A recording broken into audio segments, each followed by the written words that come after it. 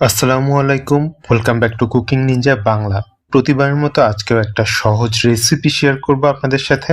আজ বানিয়ে দেখাবো মিনি পিৎজা। এই পিৎজা বানাতে কোনো রকম পিৎজা সস লাগবে না, খুব সহজেই বানিয়ে দেখাবো এই মিনি পিৎজাটা। তার জন্য প্রথমে পিৎজার ডোটা রেডি করে নিতে হবে, আর এই পিৎজার ডোর জন্য একটা মিক্সিং বলে নিচ্ছি 1 কাপ কুসুম গরম দুধ। এর হিটটা এমন হবে যে এরকম আঙুল ডুবিয়ে রাখা যাবে। এবার দিচ্ছি 1.5 চা চামচ ইনস্ট্যান্ট ইস্ট। অবশ্যই ভালো ব্র্যান্ডের ইস্ট ব্যবহার করতে হবে। এবার দিচ্ছি 1 টেবিল চামচ চিনি আর 1/2 চা চামচ লবণ। এবার সব একসাথে মিক্স করে নিচ্ছি। এখন লিকুইড মিক্সচারটা রেডি। এবার এই লিকুইডের মধ্যে মেশাতে হবে ময়দা। এখানে ময়দার নির্দিষ্ট পরিমাণ আসলে বলা একটু টাফ, কারণ ময়দা বা আটার কোয়ালিটি এবং এটা কতদিন হলো বানানো হয়েছে, মানে পুরানো বা নতুন কিনা, সেই অনুযায়ী কম বেশি লাগতে পারে। আমার 2.5 কাপের মতো লেগেছে। অবশ্যই খেয়াল রাখবেন সব ময়দা একবারে দেয়া যাবে না, কিছুটা করে ময়দা মিক্স করতে হবে, এতে করে ময়দা বেশি হয়ে যাওয়ার আর চান্স থাকবে না, কারণ ময়দা বেশি হয়ে গেলে ডোটা হার্ড হয়ে যাবে, পিৎজার ব্রেডটা ভালো হবে না। প্রায় 2.5 কাপের মতো ময়দা মেশানোর পর এবার আমি হাত দিয়ে মিক্স করব। কিছুক্ষণ মথে নেওয়ার পরে এর ভিতরে 1.5 টেবিল চামচ তেল দিচ্ছি এবং আবারও মথে নিচ্ছি। এবার ডোটা এমন গোল শেপ দিয়ে ওপরে তেলের প্রলেপ দিচ্ছি এবং একটা প্লাস্টিক র্যাপ দিয়ে উপরটা ঢেকে দিচ্ছি। ডোটা এদিকে রেডি হতে থাক। এবার এই সময় পিৎজার উপরের টপিংটাকে রেডি করে নিচ্ছি। একটা প্যানে কিছুটা তেল দিচ্ছি।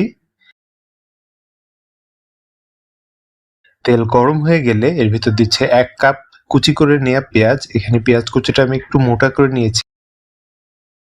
পেঁয়াজগুলোকে সামান্য নেড়ে চেড়ে এর ভেতর দিচ্ছি চিকেন। এখানে আমি 1/2 কাপ ছোট ছোট করে কুচি করে কেটে নেওয়া চিকেন দিচ্ছি। এখানে চিকেনের পরিমাণটা আরো বাড়িয়ে বা কমিয়েও নিতে পারবেন। এবার চিকেন আর পেঁয়াজটা কিছুক্ষণ একটু নেড়ে চেড়ে নিয়ে এর ভিতর দিচ্ছি সামান্য পানি।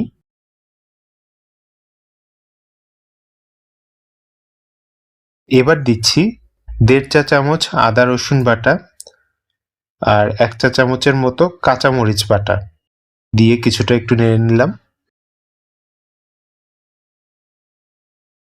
এরপর দিচ্ছি 1/2 চা চামচ জিরা গুঁড়া, 1/2 চা চামচ ধনে গুঁড়া, 1 চা চামচ ভর্তি করে গুঁড়া মরিচ। মরিচটা অবশ্যই স্বাদ অনুযায়ী কমিয়ে বা বাড়িয়ে নিতে পারবেন। আর দিচ্ছি 1/2 চা চামচ ম্যাগি ম্যাজিক মশলা। আর সব শেষে দিচ্ছি ছোট 1 টুকরো দারচিনি আর 2টা সাদা এলাচ। এবার সবগুলোকে ভালোভাবে মিক্স করে নিচ্ছি এবং রান্না করে নেব পেঁয়াজটা আর চিকেনটা ভালো মতো সিদ্ধ হয়ে যাওয়া পর্যন্ত। এবং এই পর্যায়ে আমি আরো কিছুটা পানি অ্যাড করে দিচ্ছি এবং এভাবেই রান্না করে নিচ্ছি।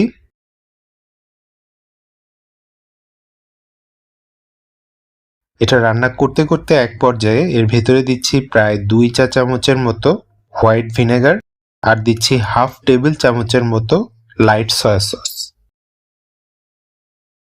এবং এভাবে কিছুক্ষণ নেড়ে চেড়ে রান্না করে নিয়েছি।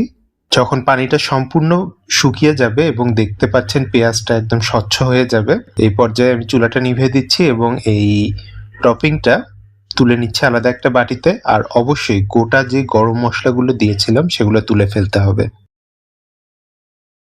টপিংটা হতে হতে এদিকে ডোটা ফুলে 2 থেকে 3 গুণ বেড়ে গেছে। এখানে 1 ঘন্টার মতো রেখেছিলাম আমি। এবার ওপরের র্যাপটাকে উঠিয়ে ডোটাকে ভালোভাবে আবারও মথে নিচ্ছি বেশ কিছুক্ষণ এবং এক পর্যায়ে আমি একটা প্লেন সারফেসের উপর নিয়ে মথে নিচ্ছি, এতে করে ভালো করে মথা যাবে। এক পর্যায়ে দেখবেন ডোটা একদম মসৃণ হয়ে যাচ্ছে, ঠিক সেই পর্যন্তই ডোটাকে মথে নিতে হবে। এবার এখান থেকে আমি এই ডোটাকে অর্ধেক করে নিয়েছি, কারণ এখানে আমাকে এটাকে বেলে নিতে হবে, এর জন্য সুবিধার্থে আমি এটাকে হাফ করে নিয়েছি। সেই অর্ধেক ডোটাকে এবার ভালো করে বেলে নিচ্ছি।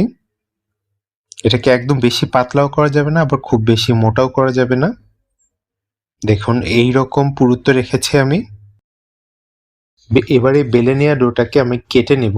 আমি যেই সাইজের করতে চাচ্ছি সেই সাইজের কুকি কাটার ছিল না আমার কাছে, তাই এমন একটা ডেজার্ট কাপ দিয়ে কেটে নিচ্ছি। আপনারা যে কোনো গ্লাস বা যে কোনো বয়ামের ঢাকনা দিয়েও কেটে নিতে পারেন, যেটা আপনাদের সুবিধা হয়। এবং একে একে সবগুলো কেটে নিচ্ছে এভাবে।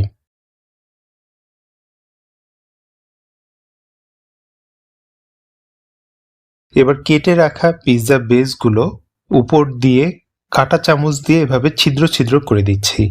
আর এটা করার ফলে হবে কি, যখন এটাকে আমরা তাওয়াতে দেব তখন আর পুরোটা ফুলে উঠবে না, ভেতরটা একদম সমান থাকবে। এভাবে সবগুলো ছিদ্র ছিদ্র করে দিচ্ছি।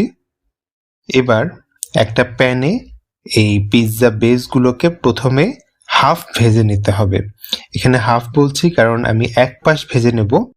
এখানে আমি ছিদ্র ছিদ্র করেছিলাম যেই সাইডটায়, ঠিক সেই দিকটাতে আমি ভালো মতো করে কালার নিয়ে এসে ভেজে নিচ্ছি। ছিদ্র করার দিকটা এমন কালার আসা পর্যন্ত ভাজবো সবগুলোই। আর এক এক করে যতগুলো আমি পিৎজা বেস বানিয়ে নিয়েছিলাম সবগুলোই ভেজে নেব।